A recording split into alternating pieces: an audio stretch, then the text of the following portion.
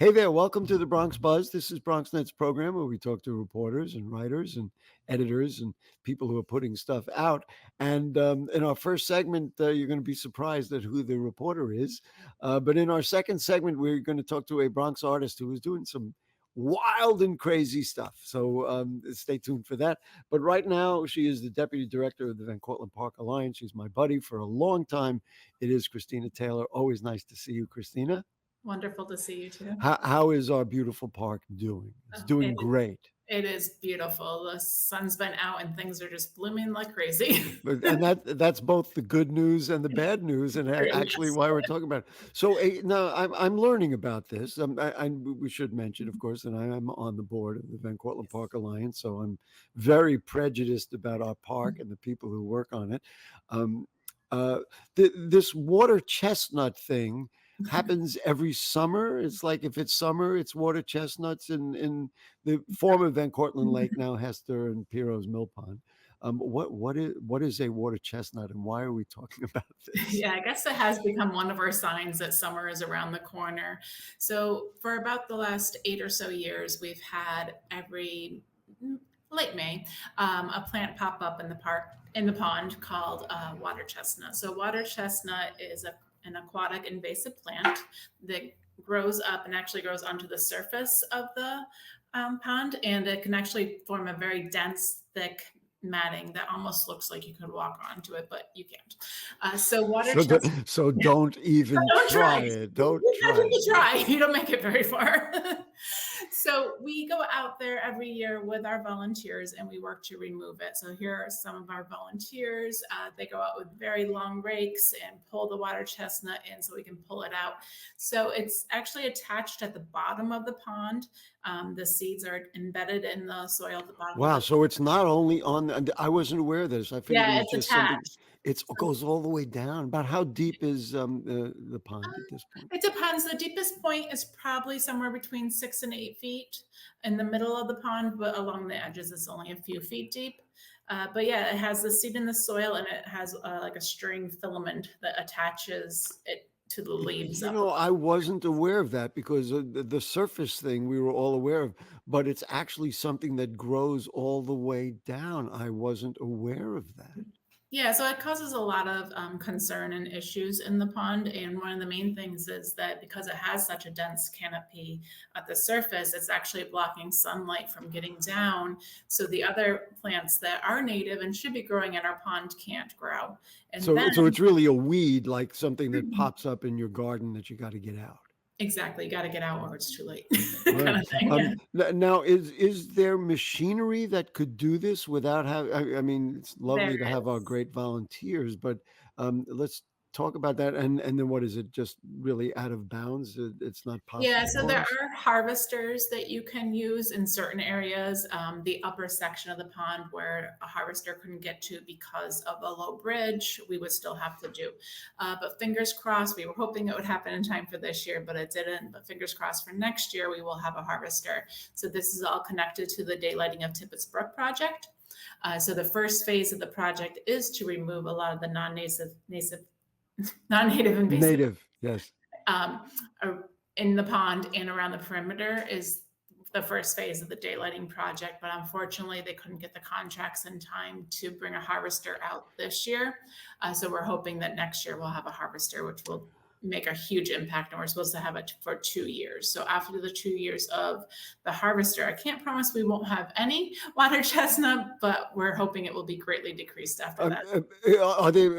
I see people sometimes fishing and stuff. Are there still fish in there? Of course, we know there's ducks and swans and the Canadian geese that come by. We know all that, but are there still fish in there? There definitely are still fish, but Wow, the water chestnut's not good for the fish. So that's what the point. happens is, it actually, when it dies, it all dies off at once. And when it does that, it causes the dissolved oxygen in the water, that level to plummet. And when that happens, we have had fish kills in the past. So we've had a lot of fish die when that happens. So it's not great for the fish population at all, which is another reason we want to get rid of it. I want to ask you about something that you said, which was very interesting to me. That Van Cortlandt Lake and Hester and Miro's Mill Pond have been there for years. And I have told people, and I'm sure you're one of them, that when I was a kid, we actually played hockey on that lake because it froze over. Of course, I'm not telling you anything you don't know. Things have gotten warmer. Yeah. But you said that this issue has been like the last 8 years or so. I hate to ask this question. I think I'm fearful of the answer. Why are we getting it now? I guess so that would bring us till 2016 or 15. Why are Yeah. we getting it now that we didn't get it in 2008 and 1992 and all the years when I was there when I was a kid? Yeah. I'm not really sure what the origin story is for the water chestnut, or at least how it got here in our pond directly. I know it did originally start in Tibbetts Brook Park in Yonkers because they are connected to us through Tibbetts Brook. So they actually started seeing it there first. So Well, that in a way that would make sense. So it traveled, it traveled down, but how it got there, I honestly am not Wow, sure. wow. So that's interesting because my fear was, and you and I have had this dialogue both in public and private, because of the highways, that are around it. The runoff from those highways have always created problems for our natural areas that are, Mhm. below it, et cetera, et cetera. So I was thinking that maybe that was the cause, but you're saying not necessarily. Not Probably necessarily doesn't help. in this, yeah, it's definitely happened in other cases of non-native plants coming into the park, especially if they are like seeds that could be found on pallets and they're shipping pallets and they blow off. So that's definitely one way. But the water chestnut seeds are very big. So they're not something that would hitchhike necessarily on something else. So they have I to, I'm see. not really sure. Absolutely fascinating. And I shudder to think if, we didn't have, number one, you who knows about this, and number two, the volunteers. Let's talk a little bit about who the volunteers are and, what they do. Do you have to train them ahead of time? I can't imagine you just say, hey, get in the lake, go We can jump in do the a little lake. bit of training, but not much, honestly. So yeah, so we have volunteers that come out. We have what we call Water Chestnut Wednesdays. So Wednesday mornings I from don't mean to laugh. that's fine. From 9 to noon, almost every Wednesday, we have volunteers come out and help us with that. And this can be people who've never volunteered with us before. And it's definitely a favorite project for our volunteers because when else do you get a chance to throw some waders on or get in a canoe and do some work? So you say waders, those are the boots. Now, do they go waist or they go up to They go here? up to here, yeah, because Wow. it does get pretty deep. So, yeah, so we have the waders that have the boots attached. So we always tell people to bring an extra pair of socks because some of them do leak. I was just going to ask you. I mean, this is the Bronx boy in me. Has anything ever happened? Did anybody go underneath? Did they step a little too low? And it was like, doesn't matter. The waiters won't help me up there. Yeah, Or it it's has happened. it has happened because you'll be walking at one section and you're fine, but you step to the left a little bit and suddenly it's a foot or two drop and you're Wow. too deep. So the water has, and it actually happened to one of our staff last week. And do they really complete the job? Like, do they really get all that stuff out We or as much out as we we can? get as much as we can. We haven't gotten Wow. to the point where we get rid of all of it, but we do open a good section of it and try to keep a good section of the pond open. That way, if people do want to fish, they can fish. If we are able to bring rowboats back this summer, they can actually get out on the water because those activities definitely get impeded by the water chestnut. Stupid question of the day. Well, why bother? I mean, would it destroy the lake It would ultimately? destroy the lake. Yeah. Destroy the lake, and so we'd see it seep up, Yeah. and people would say, "Hey, it's only a foot deep," and then we wouldn't have the beautiful lake anymore. Exactly. God, goodness, what you do is just saving the world. Christina, how we One feel park about you. at a time. And of course all the volunteers. So let's see, July 11th. I know last week we did a segment with Edwin Pagan, who's doing a talk on some pictures that are hanging right now on Broadway, Mhm. legacy kind of pictures of the Bronx. But the Van Cortlandt Park Alliance has some other fun stuff going on. Yeah. So this summer we're bringing back our movie series. Oh, the movie series. Oh, Yes, yeah. Was that not what you're talking about? that's exactly what I was talking about. So yeah, so the movie series are I coming was back. playing along. Okay. Go So ahead. I'm you can sorry. pick up. This year's theme is Enchanted Forest. So the first movie is on Tuesday, July 9th, and then there's 4 weeks in a row of movies all with a theme around forest. And we try to make it fun in addition to the movie. So show up early. We'll have a DJ playing music from the year the movie was released. And this year, excited to be working with WFUV, and we'll have a guest Oh, DJ that's great. Oh, that's very the cool. station each year, each week, and then we also will have crafts. So we'll have a craft project for the kids to do that's related to the movie also. So come a little early for some fun, and then movies will start around 8 p.m. Once it gets dark enough. Well, it's got to be dark enough. Yeah. Listen, party in the park. I got to tell you this: when I saw that the Wizard of Oz was going to be shown, I thought, people who are old as we are, they'll remember that it used to be shown Christmas time once a year, and everybody would gather around. But now, it's a classic movie. Many of us, most of us adults, certainly have seen it. But to bring the kids out, I'm wondering if, like the Star Wars, it'll be one of those nights that people get dressed up. They were dressed up at the Wicked That would be Witch. really fun. Well, now I've given you an idea. So that's excellent. And just since we have you, how are things going? We're still fighting for funding for our parks. Is So that yes, still we out are there? still fighting. We're waiting to hear what the final budget for this year is going to be. But right now, the mayor is proposing a $55 million budget cut for parks, which parks cannot sustain. Oh my goodness! Several years. You can't even listen. I'm a champion of our parks. You can't even imagine not having. Imagine the beautiful parade grounds and not having it as gorgeous as it is. And listen, we all won a nice victory. We were really enjoying the cricket that's being played on Long Island. Yeah. Did you look at that? Could you imagine that thing in the park? And the traffic on the Van Wyck was backed up forever on the Long Island Expressway. We wouldn't have been able to do our movies, that's for sure. Oh, movies! The My goodness, movies, that would be the easiest thing.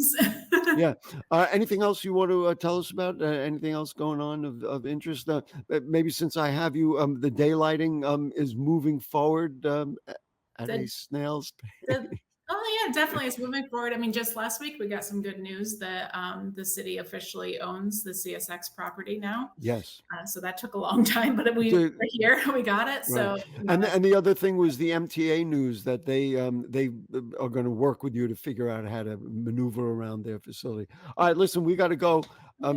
My buddy, one of the best people in the Bronx, one of the most important people in the Bronx. We've got to have this stuff cleaned up. Otherwise, we don't have a park, and we don't have a park if we don't have Christina Taylor, Deputy Director of the Cortlandt Park Alliance. It's good to talk to you. Thank you so much. Always great. Thank you. We will take a short break, and we're going to talk to another person who is one of a kind. So don't go away.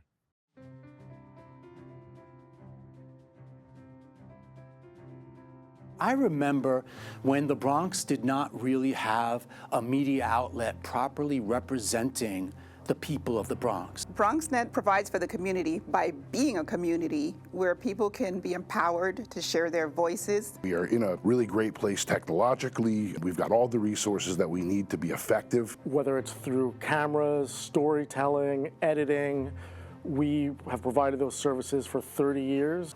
BronxNet's mission is to be a voice for the community. To educate, to inform, and to inspire. And you can be a part of it. We've built studios for you.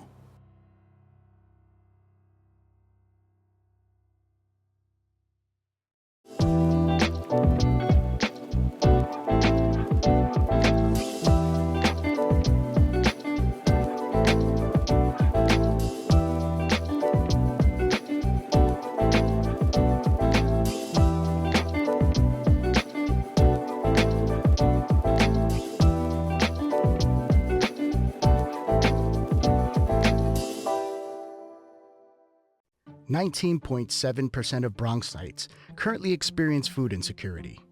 Meanwhile, instead of these nice, colorful foods, this is the best food that they have access to.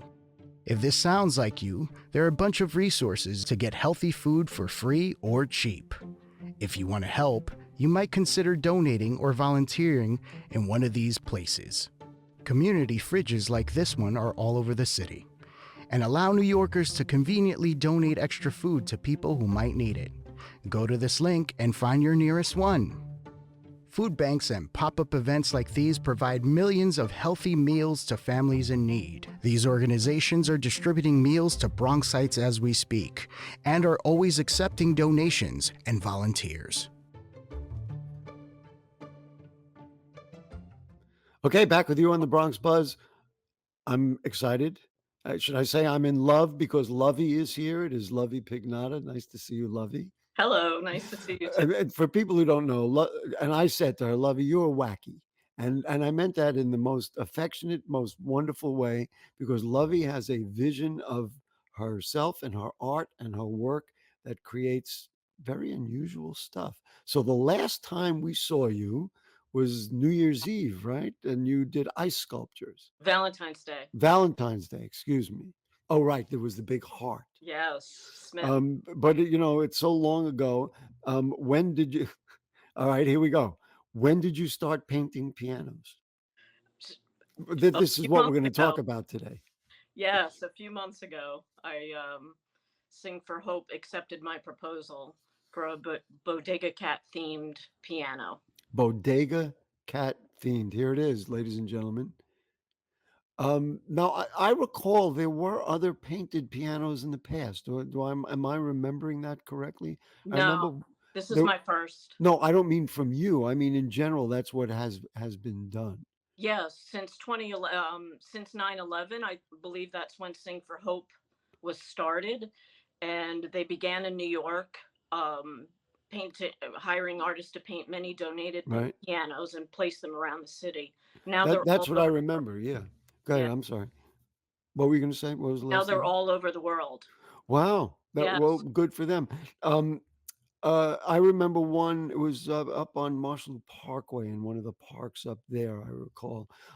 So stupid question of the day. You didn't have to buy a piano, did you? No, they use donated They pianos. use donated pianos, and what do you have to do? You have to submit a proposal of what you're going to make it look like. Yes, they have a very simple template of a generic piano, and they ask for your design. It was one of the easier processes in the art world to sketch out the piano on their form and send it in. And then they let us know right away. They chose 15 artists. 15 artists for like this year's stuff that they're putting Yes, out for in New New York York. City. For New York City. Could you, and we're going to tell people where it's going to be in just a moment, but could you say, hey, I'm a Bronx person, I'd like it in the Bronx, or it could have They been in wouldn't Staten let- Island for all you know? They did match all the piano painters to their borough. So Oh, I they kind did? of Oh, that makes sense. assumed it would be in the Bronx, but I Right. don't know if that's always true. So now you've painted murals, you've done, right, and done all kinds of different artwork and all kinds of different projects. You sold coffee at one point, you did Yeah. all kinds of stuff, which we know about. What was this like? And was this like painting a mural just on a different palette? Or was this like something, well, no, I'm doing a piano and there were some considerations? There were considerations because it is 3D, even though it has flat portions. Oh, that's a good point. Yeah. So I did like the 3D effect that you could create, like with Anderson, pop it back up so we can look at it again. Go ahead. I'm sorry. Sure. They took that photo before I had gotten the last finishes on it, but that's pretty close to the end. So the row of colors is boxes of candy. So many bodegas, Oh, just like rows and rows of just colors. So that's what I created there without making any of them too, recognizable. I just wanted it to be generic and be about the cats. and then if you lifted that up and pushed it back, it's an actual piano that plays. Yes, yes. Wow. So let's see now. They'll be stationed throughout the city to play for 3 weeks. Is that what I'm to Yes. understand? And you had the grand opening. Now today is the 11th. We're recording this on the 11th. So does that mean last night or yesterday down on Liberty Street they had the grand opening or something? Yes, it was beautiful. So all Did they have all the 15 pianos? They had all 15 pianos because the studio is in the basement of 28 Liberty.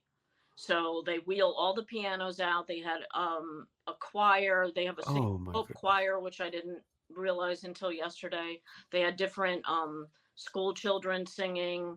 They had professional piano players. There were some Wow. players who have It, played all of and them. you must have just been thrilled to be part of that, It to was know that wonderful. you had, and your piano was there. Yes. Wow. And so I guess I could do a drum roll on my microphone. Ladies and gentlemen, where can we see Lovie Pignata's Bronx? I own it already. It's the Bronx piano. Where can we see that? Cortlandt Park's Tennis Center. Perfect. You know, I know that that's where it was. It's right in the center of the borough geographically, and so the idea is to just encourage people to music and art and all those kinds of things that we actually believe in. Well, anything else you want to tell me about the painting of it? They provide the materials, or was it Yes. something and did you actually paint them down there in Liberty Street? Is that Yes. what you said? The studio was there. Yes. It's a beautiful studio. And the studio manager, artist in residence, Patrick, is a wonderful host. Wow. And so That we, is you know, great. yeah, so they gave us, over a month to paint it. So you could go in between other projects or whenever Wow. you wanted to between those hours and paint with other artists. I was going to Great. say that there must be some real enjoyable collaboration in there because you're with other artists who are doing the same thing. Yeah. But that really facilitates a lot. Um, okay, so that was one thing. Okay. The next thing, which you got to understand, I get a lot of emails from a lot of people. Very few people have said, well, I'm kind of doing a pasta room. And so I get this email. Lovey says, I'm working on some stuff. And I say, okay, sure, let me know. You know, we're always happy to promote good stuff in the Bronx. And she said, it's called the Elbow Room. And I'm creating a pasta room. So what? I told you, you know, she's on the wacky side, but it's good wacky. So what is the pasta room, and where is that pasta room? I'm with Bronx Art Space. I was chosen by Bronx Art Space for a residency on Governor's Island from May through the end of July. And I've been given a room on the second floor of Colonel's Row, which is a 1900 home that they used to lure new people to sign up for the armed forces. Wow. Yes, so it's a beautiful old house. So I think we're going to create a pasta room here. So now Anderson has a couple of photos. So what is the pasta room, and what the heck are you doing? The pasta room is based on my upbringing in the 70s. Okay. And even though I'm only 10% Italian, my family always acted as though we were 100% Italian. It was the only culture we celebrated. So it's kind of a play on that. And the 70s era, my mom loved macrame. She did those rug hook kits. So all of that is incorporated. Beaded curtains, everything made out of pasta. And where are you at in now, Anderson? Can we pop? I know we saw some pictures. Here we go. Here, here's There's the a beaded. sample of the Here's curtain. the pasta curtains. Now, is this done, or you're still It's in working? progress. I'm about a third of the way done. The centerpiece of the room is a chandelier based on like the shell lights of the 70s. Oh, I But remember those. Yes, yeah, yes. so pasta shells, pasta beads, and that takes up the whole ceiling and much of the room. And it is the elbow room. Yes, I have a lot of elbow macaroni Oh, making panels from it. I've gotten a lot farther since I emailed you, so I have updated photos. there's more to come. There's more to eat. Yeah. Uh, okay. Again, I'm filled with it today. Stupid question of the day.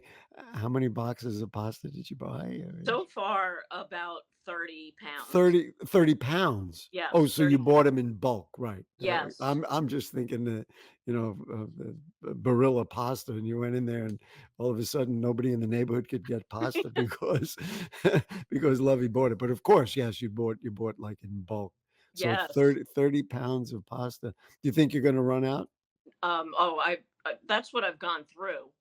So I'm Um, adding to it. I had asked a major brand to sponsor the room and give me 200 pounds, which they initially said yes to. And then 10 days later, I got a very corporate response saying, oh, we yeah. need a lot of notice. So that really kind of put me behind because I thought I had my pasta taken care of. Um, Let's see. I've got it reached. Let's see. You use penne, spaghetti, farfalle, and many other varieties of pasta. Create beaded curtains, a shag rug, and a giant chandelier. Here we go. What is this? That's one panel that I've created. I have some frames that I'm doing that will all have pasta art in them. This has ditalini, lasagna, and a lot of penne, because penne is mitered on the edges, so it makes for great frames. Who would know? Who would know? You know, I could just see me on Arthur Avenue saying, you know, I'd like the one that makes good frames. That's the pasta I want to use. Um, it's just fascinating. Now, one thing I want to know about this, because there's, I don't know that there's any model you can, oh, let's, you know, the great Van Gogh pasta works of the past. I'm going to imitate those. Do you plan ahead of time? You have a concept? Or do you actually draw it out and see what it will look like? Or do you say, oh, maybe this will go here? You know, in other words, how much planning went into it? Into each piece, the panels I'm doing, those are pretty free flowing. My mom loved very representational art, like flowers. So I'm doing a lot of flower motifs. That one is loosely based on a oh, I can't think of the name of the flower, but That's okay. almost all of the panels will be botanical, which I did a lot of botanical drawing many years ago through the courses at the botanical gardens. So, but the room itself was just very set. You know, I love all I love beaded curtains, so I think that's fun. Wow. And such an easy. I personally, the beads are one thing. I do go with the pasta curtains. You know, when I go into Target to buy curtains, then I say, you know, do you have the pasta curtains? Anyway, listen, so this is Governor's Island. Must be fun because you get the great scenery taking the boat out there. It is amazing. Yes, I've been out there. It's amazing. I've been spending a lot of time out there. During the week, it's very quiet. The hours have been extended, so I stay late, and we get a ferry pass with our residency. That's so, helpful. That yeah, is helpful. it does. Okay, so let's see. The open house is on the last weekend in July, and then it'll Yes. run for a couple of months.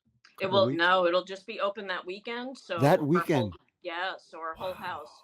Wow. Hopefully, You gotta do we know the dates yet?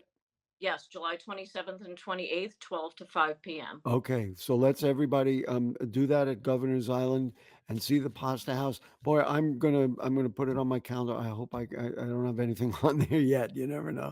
Listen, please, Lovie, please stay wacky. We love you. You are just so important to us in the Bronx, and we appreciate you being with us in the Bronx Buzz. Thanks for having me. I appreciate it. It's just a joy to have you because you're coming up with stuff. We like that. And that'll do it for the Bronx Buzz. We thank Christina from the park, Van Cortlandt Park, and Lovie Pignata. And that's it. If the curtain don't fall and the creek don't rise, we will be back next week. Good night.